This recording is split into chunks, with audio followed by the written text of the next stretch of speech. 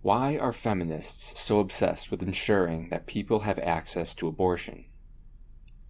This question was raised by an article published by the Washington Examiner, and although there are points which typically get raised, whether they be rape, incest, the life of the mother, economic instability, or a more general appeal to bodily autonomy, it may be worth asking whether this gives us the whole story.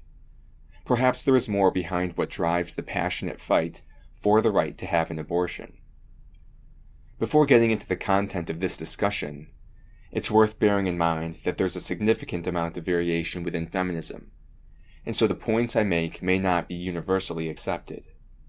Rather, they are perhaps more precisely seen as one way that some feminists may think about this issue.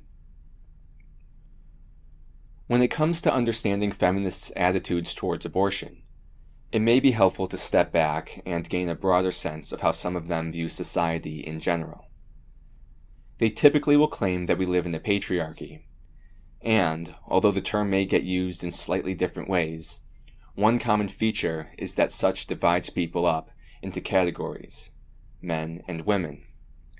It then imposes gender roles upon these categories, and thereby creates an unequal distribution of power, with the majority of it falling in the hands of men. One prominent feature of such a system may be that women are expected to have children, and those who deviate from this norm are often questioned, pitied, or vilified. Some may point out that this expectation spills over into other areas of life as well. For example, it's been noted that many women have been unable to get a tubal ligation, a permanent form of birth control. In some cases, doctors will refuse to perform the procedure or refer the woman to a provider. In other cases, women have been advised to get a psychological evaluation upon requesting the procedure. Some have blamed well-intentioned paternalism among doctors, as well as inherent gender bias that women are meant to be mothers. Many have expressed outrage towards the reasons doctors give when denying women access to the procedure. It is within this context that a discussion about childbearing can ensue. In the past, some have offered critiques of motherhood as a political institution. For example, in a paper written in 1993, it's claimed that such subordinates women because they are women. Their status as childbearer determines their identity. They are assigned the enormous responsibility of child rearing. Their work is unpaid and degraded, and to the extent their role as mother is valued, it is only when it is attached to a legal father. Others have suggested that motherhood in its present form denies women their potential as full human beings. The article adds that society's construction of mother, its image of what constitutes a good mother and a bad mother, facilitates male control of all women. Elsewhere it adds that motherhood under patriarchy is compulsory. Society exerts structural and ideological pressures upon women to become mothers. Motherhood is women's major social role. All women are socially defined as mothers or potential mothers. No woman achieves her full position in society until she gives birth to a child. Such paints motherhood in a negative light, with the article emphasizing how women of different races experience motherhood in different ways. Even more recently, articles can be found which, at least at face value, appear to portray motherhood in a negative light. For example, some highlight the cost of motherhood, especially when it comes to things like harming one's career and negatively impacting wages. Such has, unsurprisingly, given rise to a significant degree of backlash, with many claiming that feminism has been overly critical of motherhood. Given this controversy, it may be worthwhile to ask why motherhood has, at least in some ways, received criticism. Part of this, it seems, can be explained by examining what happens when women do not become mothers. The ability to prevent pregnancy, enhanced greatly by numerous birth control methods, has been associated with a number of outcomes which many see as positive. Given this, it is unsurprising that some have even gone so far as to suggest that contraception should be seen as a human right, with the United Nations proposing that everyone in the world should be able to determine when and if to have children, adding that only when that's the case can the society grow and flourish. It is within this context of examining the potentially negative aspects of motherhood and the benefits that controlling one's own reproduction affords that we can begin to develop a clearer picture of why abortion is a hot-button issue beyond the few reasons I listed in the beginning of this video. For example, Salon published an article which discussed the relationship between abortion and domestic violence. It notes that incidents of intimate partner violence by the man involved in the pregnancy went down among women who were able to have an abortion, but remained constant for women who carried their pregnancies to term. The reason, according to one researcher, was that being unable to have the abortion tethered women to violent men, while women who have the abortion were more able to escape abusive relationships. Part of this, it is suggested, is because when these women were unable to terminate the pregnancies, the men often stayed involved in their lives. Rolling Stone also covered this topic, citing another paper which noted that rates of having experienced domestic violence are higher among women who seek abortions than women who do not. More specifically, the paper notes that a study in Hong Kong found 27.3% lifetime and 13.5% recent domestic violence prevalence rates in the abortion group, both of which were significantly higher than the 18.2 and 3.1% rates in the non-abortion seeking group. Such implies that domestic violence may not only disproportionately affect those seeking abortion, but that abortion may play a role in protecting women from domestic violence. Others focus on the economic ramifications of denying abortion. Market Watch reports that 6 months after being denied an abortion, women are less likely to be employed full-time, more likely to be dependent on public assistance, and more likely to be living in poverty. The findings indicated that women who were denied a wanted abortion had 4 times greater odds of having a household income below the federal poverty level and 3 times greater odds of being unemployed after 6 months. Others have focused on how this will impact those who are already living in poverty. As sociologist Rachel K. Jones notes, most women who seek abortions are poor or low income and already have children. Adding another member to the family requires women to stretch limited resources even further, resulting in higher levels of poverty and reliance on social welfare benefits. The article also adds that making abortion more accessible and affordable could help women better take care of the children they already have. Other outlets have also focused on the relationship between abortion access and the welfare of children who have already been born. It's claimed that this topic tends to receive less attention than it ought. For example, Stat News notes that the discourse around abortion tends to focus on women and generally fails to consider how being denied an abortion affects the children a pregnant woman already has and those she may have in the future. It then adds that the research is clear. Restricting access to abortion doesn't just harm women, it harms their children as well.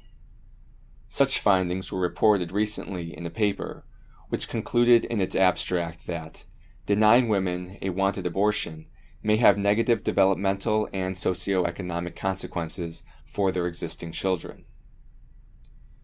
Another population worth considering are teenagers who get pregnant.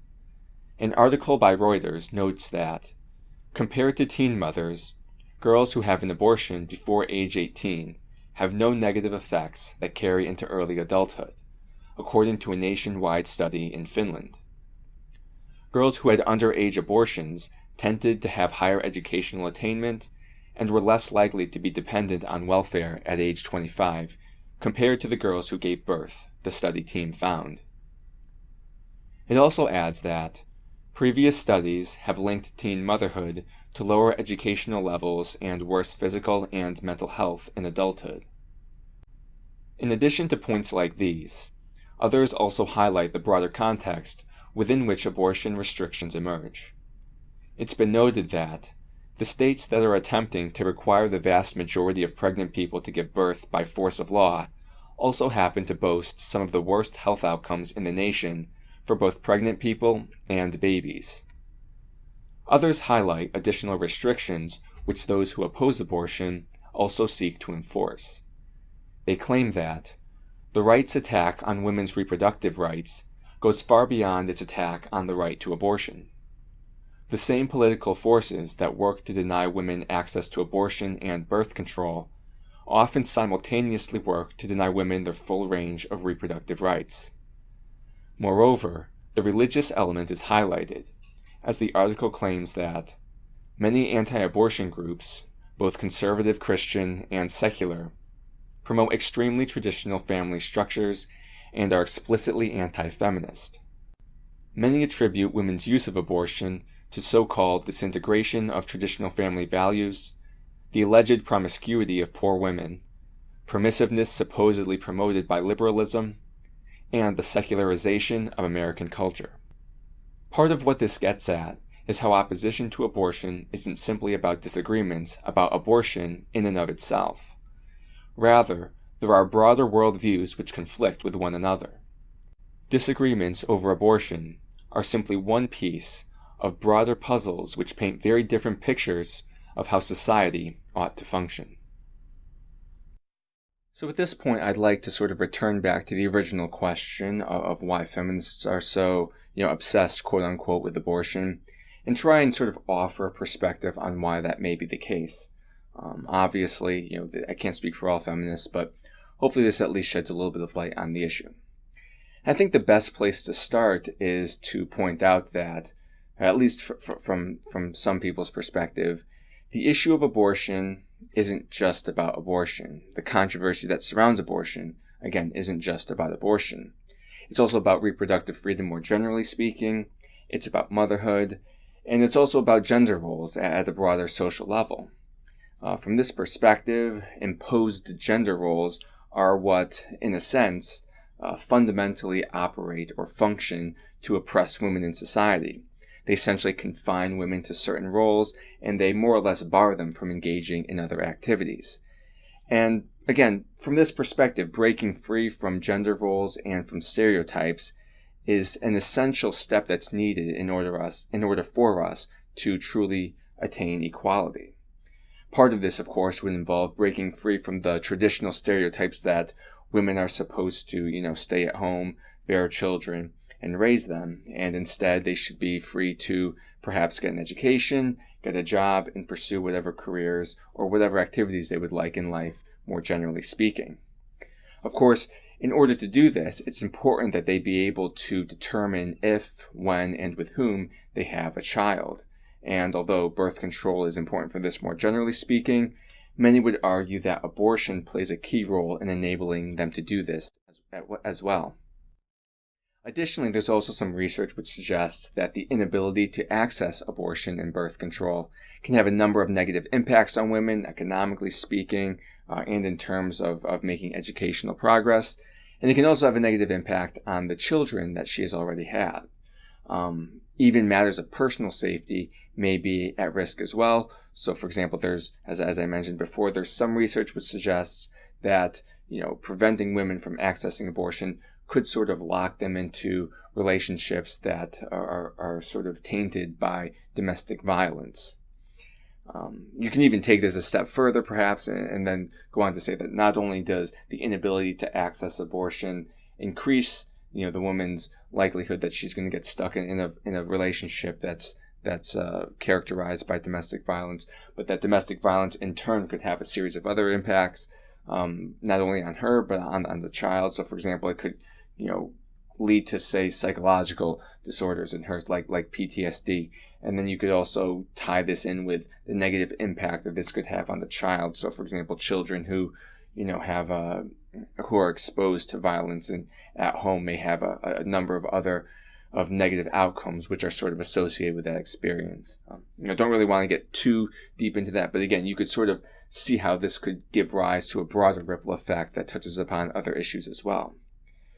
In addition to this, of course, you could sort of add to this the idea that people who tend to oppose abortion often have broader political, social, or even religious agendas that they're trying to pursue. So the main point in all of this is that hopefully we can sort of get a better sense of the outrage, so to speak, that exists over this issue. If you see people who are passionate, perhaps this can give us a better sense of where they're coming from. And part of this stems from this idea that abortion or the views that they have on abortion are sort of part of a broader worldview which they have, sort of a part of a broader system of beliefs which they have. And a lot of these beliefs can sort of work together to enhance or even amplify the outrage that people experience. They sort of see it as a number of injustices and a number of problems which are sort of working together to produce oppression and inequality. So, again, you have abortion, but this is sort of tied to economics and poverty and, the inability to perhaps get a good job or a full-time job, the inability to pursue education, domestic violence, poor outcomes or poor opportunities perhaps for their children. All these things kind of working together can again breed an increased degree of outrage, so to speak. Of course, you can add to this the historical context that we find ourselves in. Many see us as having made a significant amount of progress from a lot of the overt sexism that existed in the past. And they perceive a lot of these abortion bans or laws that restrict women's access to abortion as more or less, presenting obstacles to furthering the progress that women have already made. And they can sort of function to, I guess you could say, maintain oppressive remnants of the past. Now, of course, there are a few caveats, a few disclaimers that I would like to throw in here as well before I wrap this video up. Obviously, many of these arguments may not be persuasive to those who are pro-life.